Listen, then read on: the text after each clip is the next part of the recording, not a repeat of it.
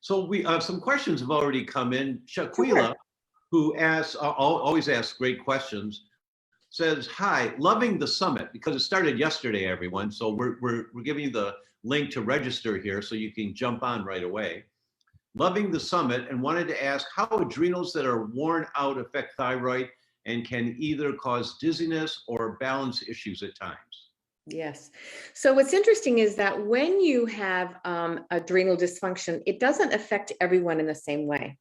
But if somebody has significant stress, the cortisol, you might notice that the TSH is normal, the TSH gets converted to T4 and T4 gets converted to T3, which is the active form of thyroid. Too much cortisol blocks the thyroid and increases reverse T3. So it's almost as though you don't have any thyroid function at all. And what you can have also with that is dizziness and also balance issues contributing to that. The thing that we oftentimes see also is low blood pressure. So when you're sitting down and you get up too quickly, the blood pressure is so low, you feel lightheaded and you have to sit down. And those are hallmark signs of adrenal dysfunction. So it really behooves someone, if they have these symptoms, to actually get their adrenal tested. And I don't mean with a blood test. A blood test gives me a standard one level. And adrenals are really diurnal. So they're high in the morning and low at night. So you want to see that curve going on. And we can't do that with one blood test. The one blood test will tell us, are we really seriously sick with Cushing's or Addison's? But I never see that. But I do see very significant problems when I look at the adrenals, looking at 7 or 8 in the morning, first when you get up, then half an hour later, then around noon, 4 in the afternoon, and around 10 at night. Then I can determine what's going on with the thyroid because I'm going to treat them differently depending on what the results are.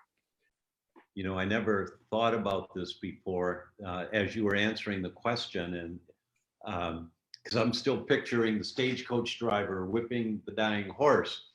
And when we have high levels of stress hormones because we're responding to some stress in our lives and we're trying to make sure that we're going to survive, is the increase in reverse T3, which lowers our energy levels at the cellular level, is that a way of trying to put the brakes on a little bit? Hands down.